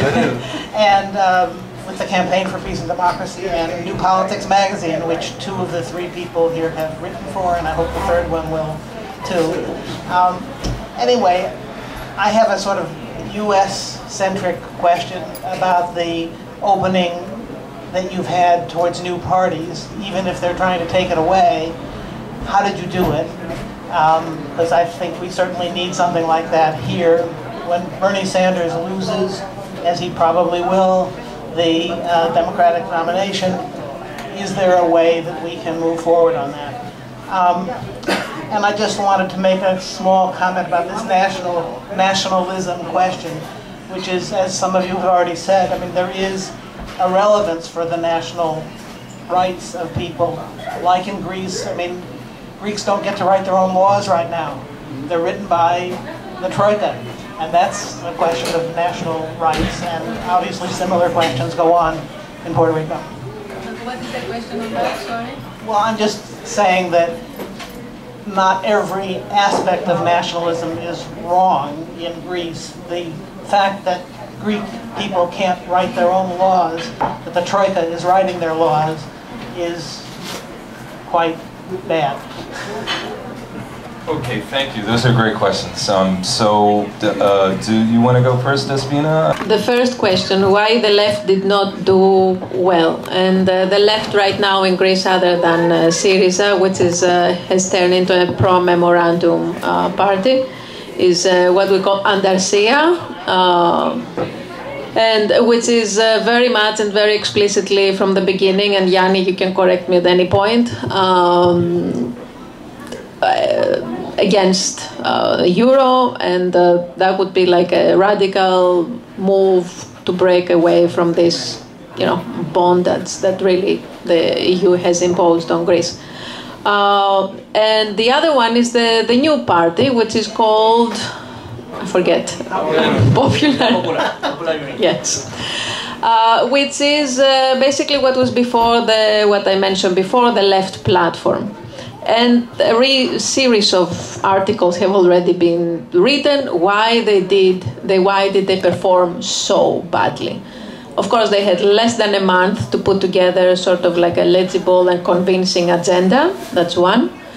But second, the kind of agenda they did actually put together, it resembled very much what Syriza was saying like less than a year ago. Also, the way also even they addressed Andarsia, because obviously they were in desperate need of, and quite obviously and expectably and rightfully so, of left collaborations and coalitions. It seems that they presented something ready-made to Andarsia with very little possibility of dialogue and everything. So again, that reflected a very hierarchical understanding of what the party is. And my understanding overall is that all these parties, they have learned nothing or very little from what is happening the past 5 years or so, from the movements, even though they keep using them as kind of like a form of legitimacy or as if they are in direct connection. Okay. So it seemed that they had very little also to suggest in terms of actual alternatives, other than nationalizing the banks, other than possibly leaving the euro, even though that was not very clear either. Again, understandably, last resort, and provided that there is planning and a program and so forth. So there is an element that the Greek left has, the left overall, I think it still carries, that it's very hard, the language, the aesthetics, if you wish, the lack, the difficulty of actually putting a convincing agenda there, and even attracting new people into it in this discussion. So with regard to the unions in Greece are very much responsible, and to a great extent, for the situation that we're in today. Many efforts for radicalization and greater mobilization, they were literally stopped by the unions themselves. Like a couple of years ago or more, there was a possibility of a strike of the secondary level educators. It was put to a stop by the unions themselves. This is just an example. And they are very, very much part of the governing program the past 30 years in Greece, having very, very close relationships with them. Very much they were like hard integrated with the governing system. So there is very little one can hope from there. Maybe you have people like reorganizing, start coming together. They're completely discredited. People like hardly pay any attention when they call for general strikes, which from the United States perspective sounds like a very radical move. For Greece, this means very little, actually. So there is a need to get rid, actually, of those unions, the same way that Greek people actually kind of got rid of the old establishment and the old parties. Rethink and put new structures in place. In terms of united anti-memorandum front, there is always the hope that because there are going to be many twists and turns along the way, the next few months, the next couple of years, there is always this hope that all of us who voted for Syriza and supported that Syriza will find its radical nerve again, and probably attract again the movements and get people behind it and the youth and everything. I hope it happens, but very possibly it will not. So if we're talking about an anti-memorandum front right now, right, it's Antarcia and it's the left, what was used to be the left platform, if we are discussing parliamentary, politics and everything. There was a great number, I forget what was, how many people abstained from voting, a pool of people from there as well, possibly mobilizing in the near future, but we don't know. And the last question, what about if we pull out of the euro? I think even economists have a very hard time answering this question. I'm not an economist, but it seems that increasingly what we need here is like a broader front. Before, privately, we were just briefly discussing about, with David, I think, trade. Each country is like confined to these very, very strict agreements about trade, and we live in a very globalized world where there is very little room for each nation state to construct its own, develop its own, economic policies. So I would answer to that. First of all, we do need the broader alliances. We do need the united as possible, like a European front. And then it could be the South. It could be the most challenged economies in Europe right now. And then, yes, come back and discuss, absolutely, the dismantling, destroying the euro. It's destroying us. Well, just couple of comments just following on some of the questions that Despina said, but maybe about the question of the a potential unity of the left, or also the emergence of new parties. I think maybe one of the most interesting aspects of the Podemos experience, despite its problems right now and shortcomings, was to break with certain taboos on the left on how to go beyond the usual left spectrum. in the sense that, for example, I think the first phase of Podemos until I think November last year or January, if we want, it was about Podemos was presented more not as a usual party but more as a tool. That was the word that Iglesias was using. The only problem is that then I think the behavior of the party itself has become like a more traditional party, in the sense that if you have a tool, that's perfectly fine, and actually many people were supporting that Podemos as a tool, but then you don't put, like, for example, the title of a general secretary of this tool when you are like founding the structure of the party. And I think that has become then later a problem precisely regarding a potential left front or united front in this confluence discussion lately, in the sense that Podemos was then captured into this like traditional party politics again, in the sense that United Left, the traditional left party, was hoping to build an alliance with Podemos, but then Podemos was rejecting it because it didn't want to be considered just as a left front. But yeah, so there has been like some complications about it. Maybe just one point about Sanders, for example. I think that it opens a lot of possibilities here in the States, and I think it's a very positive development. I agree that it's very difficult that he really wins, but maybe, and to connect with some of the points by Despina, is also that the question is also that well, I think there are like two problems maybe. One is how the political machinery works, in the sense that we're still talking about one candidate, one face, one leader, but then the whole political machinery works more or less as a traditional primaries mechanism. And I think then that limits very much the process in terms of like engaging new people or activating more people. And the other question, maybe it's also about the imagination in the discourse, in the sense that it's of course very good to talk about, like,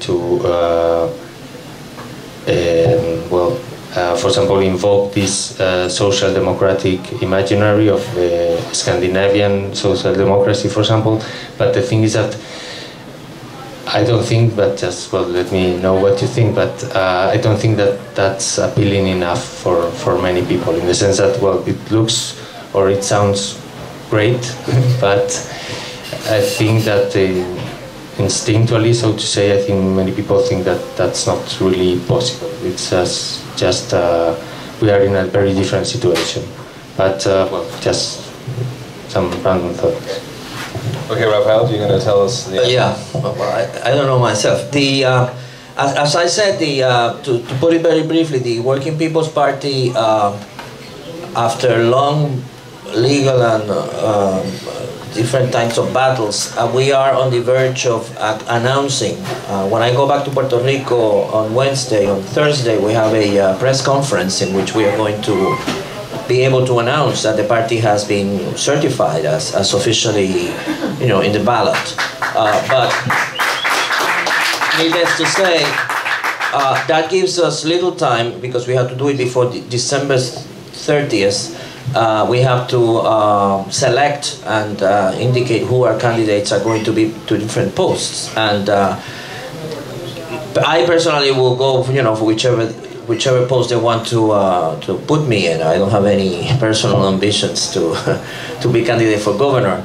The big tactical discussion is, to put it simply, is what are the fundamental or the principal objectives of the party in these elections.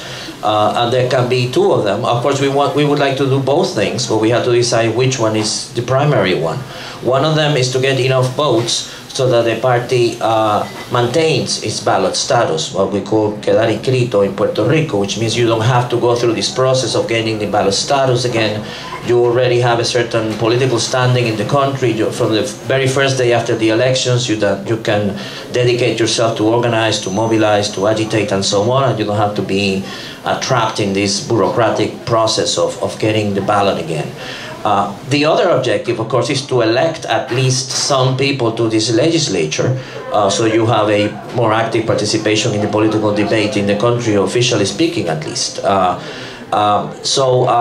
In a way, you have to decide which one you want to do, because in the electoral law in Puerto Rico, the vote that counts for the party having its ballot status maintained is the vote for governor. So if you have a well-known candidate, you have to choose, if your main goal is to have ballot status maintained, then it's probably wiser for you to have that candidate as a candidate for governor, even though he's not going to win, evidently, in 2016, because that will make it more possible for the party to attain that goal. If the main objective is to have somebody elected, then it's probably wiser to put him as a candidate to the legislature. I think we're still in that discussion, but I think the great majority of the people in the party favor maintaining the ballot status as being the main objective, which is, even though we will not have somebody in parliament, as you would call it in Europe, we would have more possibilities for, mobilizing people and so on. So that being said, it's quite probable I will be the candidate for governor again. But, it's up to the party to, it's up for the party to decide.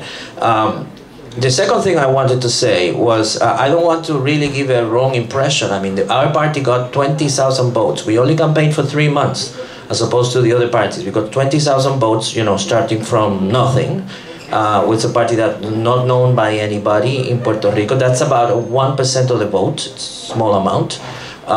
The Independence Party, which is a party that has been there for 50 years, very well known, got about 2%, so it's, it's not so bad. It's not what we want, evidently, but it's not so bad compared to other minority parties. We were the one that got the most votes among the new parties that emerged. So we want to build on that.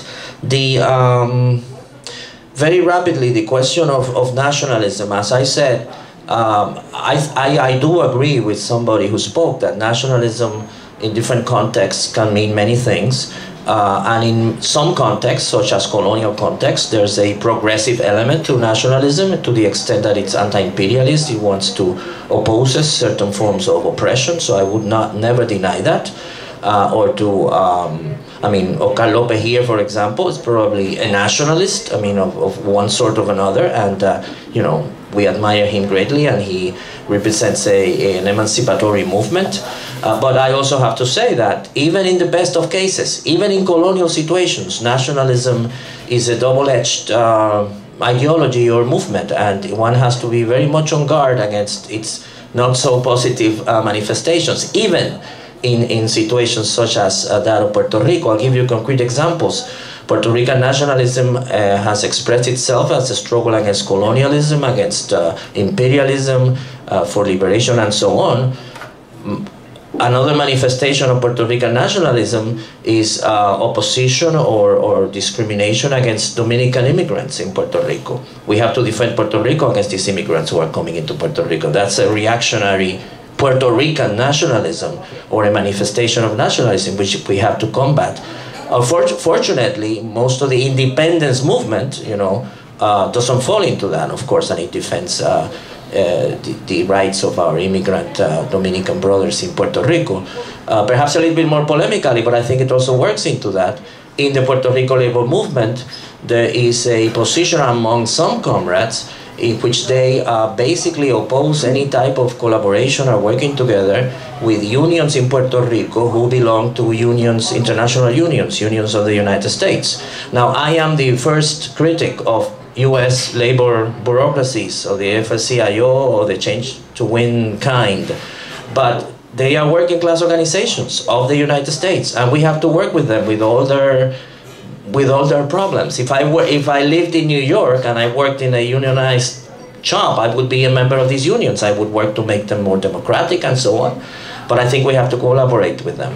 So I think nationalism is a very complicated matter, and I think we have to recognize there are many progressive things about nationalism, but there are many complicated, troublesome things about it. You know, I would summarize it saying, I am not a nationalist. Doesn't mean I think all nationalism are the same. They're different.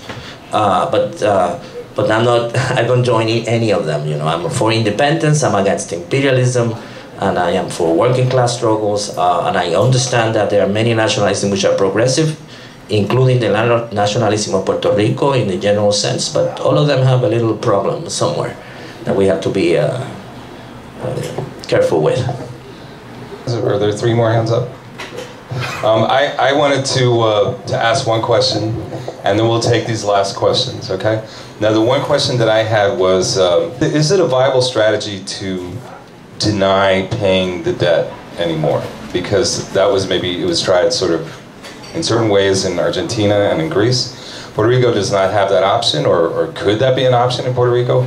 Or should all efforts be focused on a more humane restructuring of the debt, which, you know, I still find is problematic because all of these movements for restructuring the debt has to do with getting bankruptcy protection, which, you know, and then the proposals that have been made by the government of Puerto Rico so far have demasiado, way too much austerity measures, okay? Like Detroit. So, yeah, Detroit, all of this, you know, I mean, how good a solution, I mean, how effective a solution is restructuring the debt?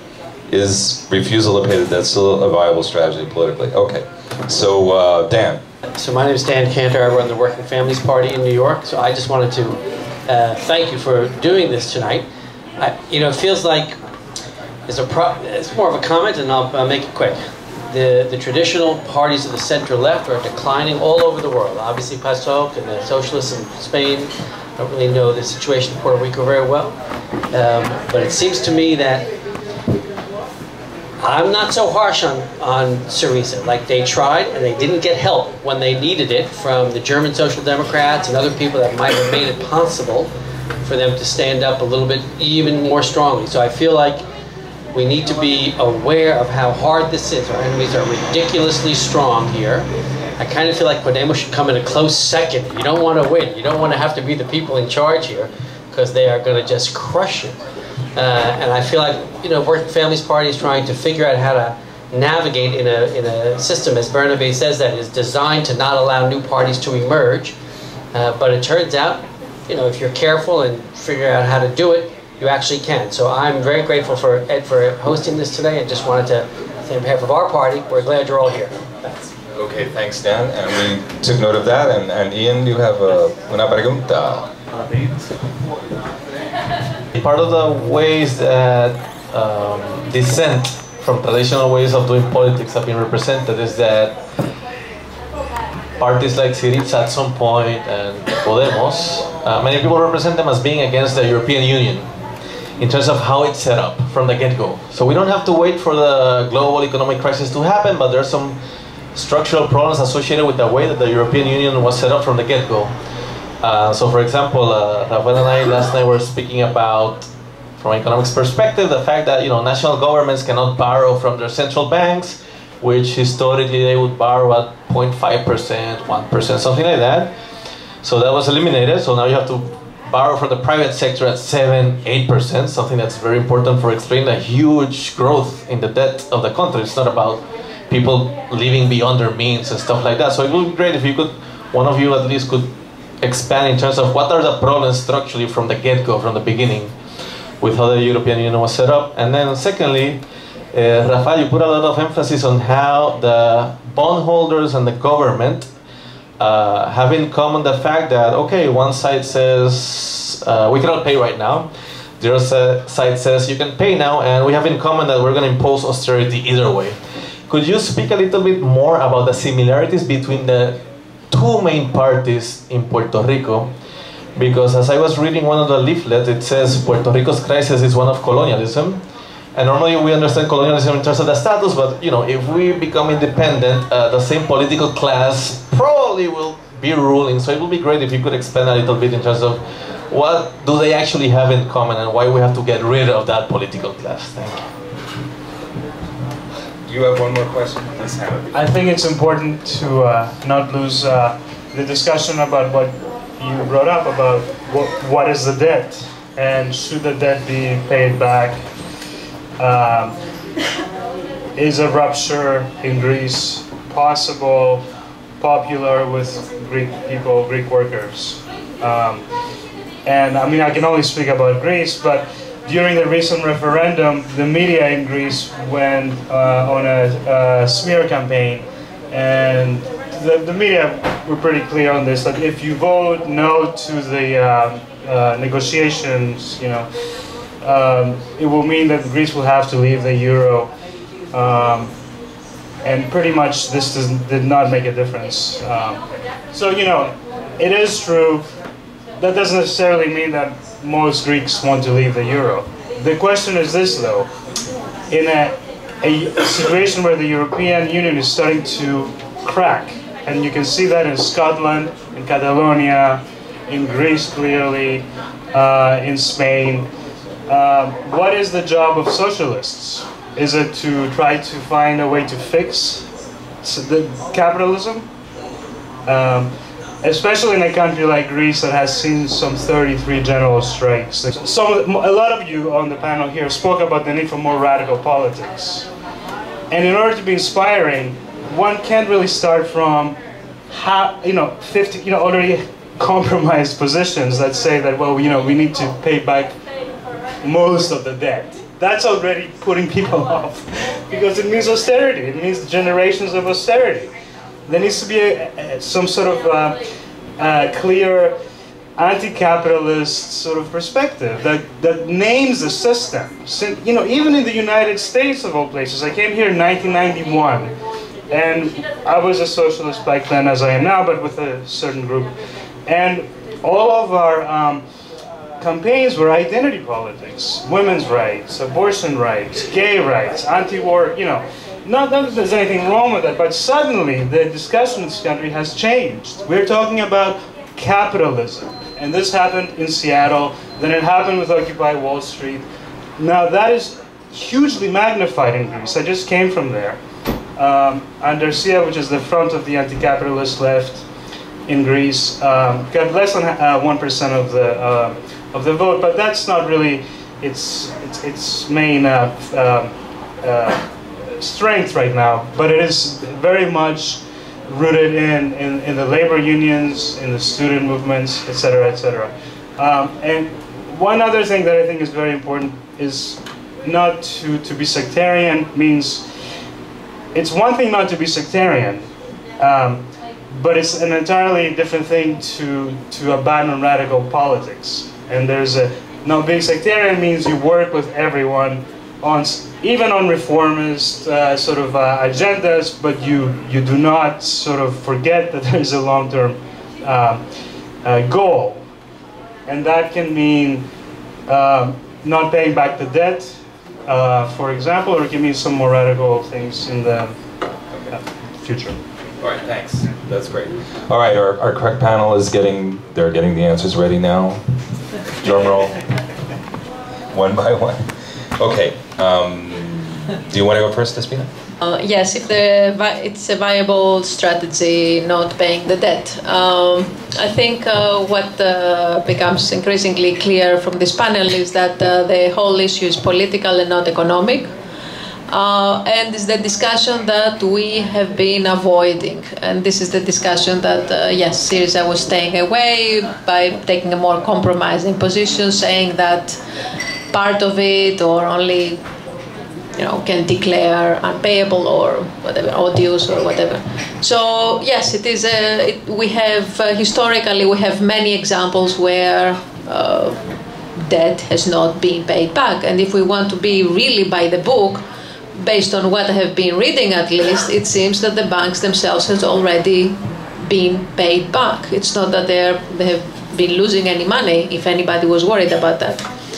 So whether we should be more sympathetic with Syriza or not, we're trying. And we're trying because we all invested, some people much, much longer than myself or other people in this room. We invested in those struggles, and yes, we want to be sympathetic. But we would be even more sympathetic if Syriza would stay closer to the movement, what I had been discussing all along the way. because this would be its actual source of power when it would join the negotiation tables in Europe. Alienated itself, whatever from that, and found itself in a very, very weakened position. And that's why the referendum was such a great moment, as I said at the beginning of my talk, because we did actually believe that Syriza was engaging in direct dialogue with the voters, with its constituency, and we sent a very strong message that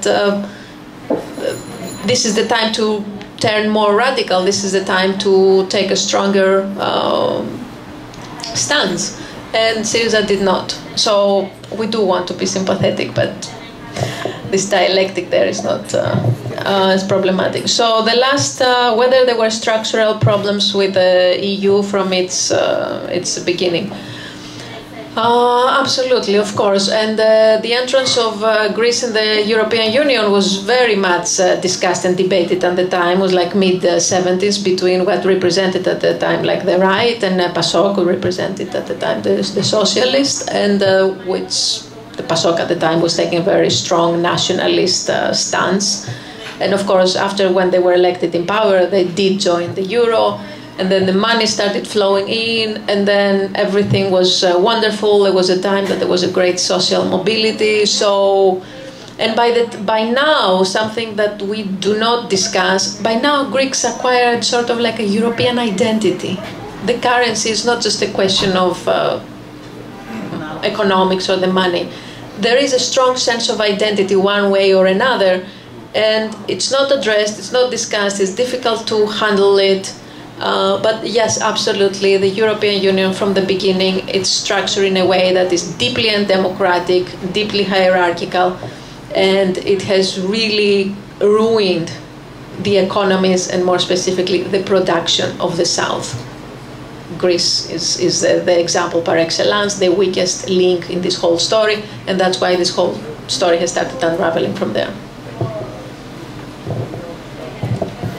Okay, well, actually, really difficult questions, and I don't feel myself like really prepared to answer many of them. However, maybe just a couple of thoughts by listening the questions and the Rafael and Despina's comments, but maybe actually to present maybe a position that is a little bit more sympathetic to Syriza in a way. Related to, sorry, but regarding the European Union actually, and of course I'm saying this as a Spaniard and a Spaniard living in New York, so it's someone who is not suffering the effects, the direct effects of the austerity in Greece. So I'm trying to be very careful about this. But somehow I think one positive aspect of the Syriza strategy is that it has opened the possibility of a debate of the European Union itself. So that's actually a consequence of the Varoufakis-Tsipras line, I think, and one has to acknowledge that. In the sense that probably then, of course, there have been like many shortcomings, many failures, but I think it has opened the possibility to discuss the European Union itself, instead of just having like this more like, well, just like Europe-Greece dialogue, so to say. It has opened a debate all over Europe. And then maybe about like the job of socialists and all these very important questions. The thing is that and maybe I return to my initial point, but it's like, what is to be, what does it mean to be radical today? And well, I really don't know, but I don't know. I think, for example, this morning I read a really interesting article actually on Greece by Akris Gavrilidis, I think, and it was a really interesting analysis on the results of the last elections in Greece. And basically he said that, well, maybe, well, how to interpret also the results of the last elections. And of course there is a sense of defeat and many other issues. But somehow I think, well, he made an interesting point on how maybe people was voting, well, his basic point is actually what does people mean when they vote, and what is actually the meaning of a vote, and then maybe there can be like other interpretations instead of just like, well, surrender or defeat.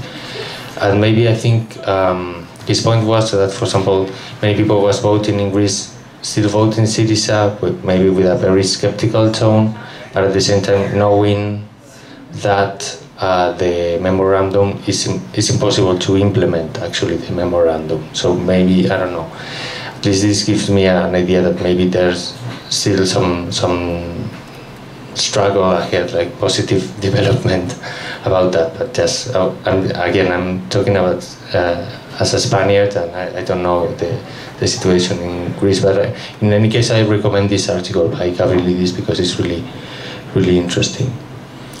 And this is common. We tend to be more sympathetic to where we're less familiar with. In Greece, we're more sympathetic to Podemos, and you are more strict with it. Yeah, it's true. No, it's true. And actually, yeah, I've heard or I've followed many conversations like that in Spain. Exactly. We are also more sympathetic to Syriza sometimes than Podemos because, well, we see the developments closer, and then, well, we don't like what we see, and so on.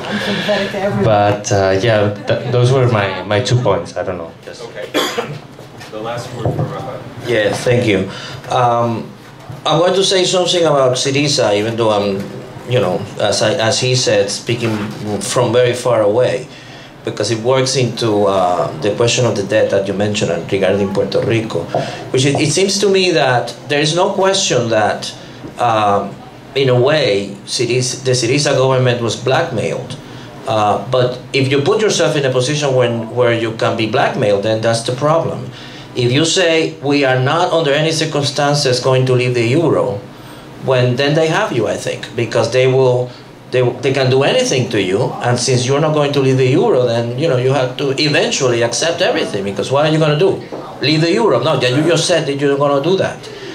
In a way, that I think it's similar to the debt situation. If you send a message to the creditors that you are going to pay anyway, you are going to pay, you're not willing to suspend payment, then they have you, because they will say, well, you have to accept our terms. The only way they will sit down and say, listen, we have to, really negotiate with these people, if you tell them, well, if you don't we don't want to do it. We know it's a problem. We know it's difficult for us. It's going to be a problem for us. But if we have to, we are going to suspend payment. And if you do that seriously, then they will sit down and say, okay, let's see what we can do about this. But you have to be willing. If they don't, if they call your bluff, then you have to say, well, we suspend payments. And so it seems to me that you kind of put it very well. You said maybe what we can realistically struggle for right now is not suspending payment, but getting a more humane treatment. Well, I think the only way you get anything humane is if you are willing to say, well, we are not going to pay if necessary. That doesn't mean you go out tomorrow and you say, we're not paying. You choose the right moment to make such an announcement, but you have to be willing to say it, because otherwise you're going to have to yield to whatever they impose, because you already informed them there's something I'm not going to do, So I think, in the debate we have in Puerto Rico, I think we have to be realistic, and we have to say not paying the debt, being out of the markets, facing very costly litigation, it's a problem. Absolutely. Nobody can be promising a rosy path for Puerto Rico in the near future. The problem is that keep paying the debt also is a problem, and we think in this case it's even worse than the other one. So we have to choose which path is better, none of which is nice at the present moment, but we have to make a choice. Regarding the two ruling parties, there are two major political parties in Puerto Rico, one of which supports statehood for Puerto Rico, wants Puerto Rico to become a state. The other one wants Puerto Rico to basically remain in the same relationship with the United States as it has now. These are two parties whose identity is defined around the status question, and this is the way that they attract vote from the people. If you are for statehood, you have to vote for the PNP. If you are for the Commonwealth status, you vote for the PPD. And one of our points, of course, is pointing out that working people in Puerto Rico vote according to that issue for either of these two parties. They elect government of these parties, and then when they are elected, they impose policies which affect working people in a very negative way. So we are telling working people, regardless of what status preference you have, you should stop voting for these two parties which are hurting you, and which you have a party of working people. And this is where it gets a little bit problematic for some independentistas. A party of working people brings together workers regardless of whether you support independence or autonomy or independence, because as working people we have to have our own party, we have to defend ourselves against austerity measures, and we have to have a debate among ourselves as working people on what we are going to do about the status question. But it's a different way of getting to the status question than being in these two traditional parties, voting for these parties of the bosses, as we call them, who are neither solve the status question, ironically, and they impose policies that affect us very negatively. And going to the final point that my brother here pointed out. What is the task of socialists? I am a socialist. I think the task of socialists is very clear. It's to overthrow capitalism. That is our task. But having said that, the question is, how do we go about doing that? And I think we have to go about doing that, first of all, by realizing, at least in the case of Puerto Rico, that the great majority of people are not socialists. Many of them have very many doubts about socialism, or even oppose socialism. They are willing to work with socialists with many levels, and we have to start building on that. That's why the step that I think we can make in Puerto Rico right now, 2015, is to get the ear of many workers who are beginning to doubt the wisdom of voting for these traditional parties, who are beginning to think maybe we need a new political party, who are beginning to think these policies are terrible and we need parties that correspond to the interest of workers, and we have to push that, try to open that path, which it is there. It's small, but it's there, and we have to try and widen that road. That's what we are trying to do. And again, it's a hard line to walk, but we have walked it. We walked it during the electoral campaign, which is not easy, which requires, for example, somebody like me and other friends in the party to almost all the time having to say, and we thought it would be harder, and has been as hard as we thought, saying, if necessary, I am for independence, I am a socialist, but the PPT is neither for independence nor socialism, and you can be here with us to fight for all of these things that we need. And as I said, this party was founded, I don't want to give a very grand view of what we have accomplished, but it was founded by 50 people. And we got 20,000 votes. We have about several hundred people who are, actually working with the party. I'm sure in this time around, when we have far more time to prepare a campaign, we'll have more support. So, it's a step forward for us. Last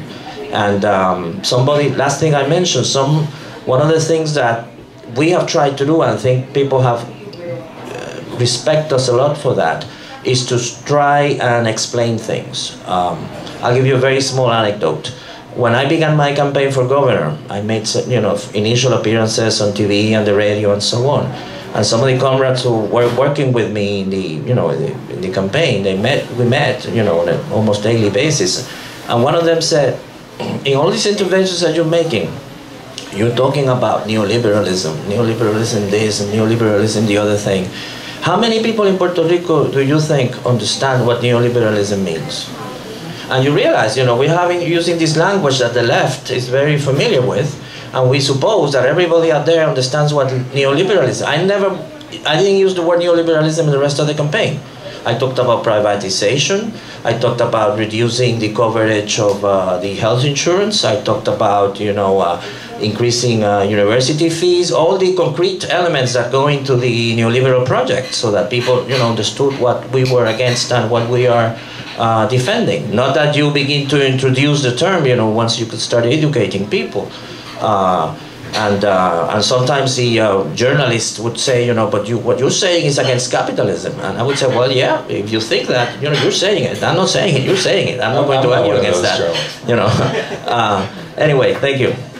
All right, well, we've had a beautiful evening of solidarity between Greece and España and Puerto Rico. And if you missed any of it, my next show on WBAI is 10 o'clock on Thursday. I'm going to be playing excerpts from it.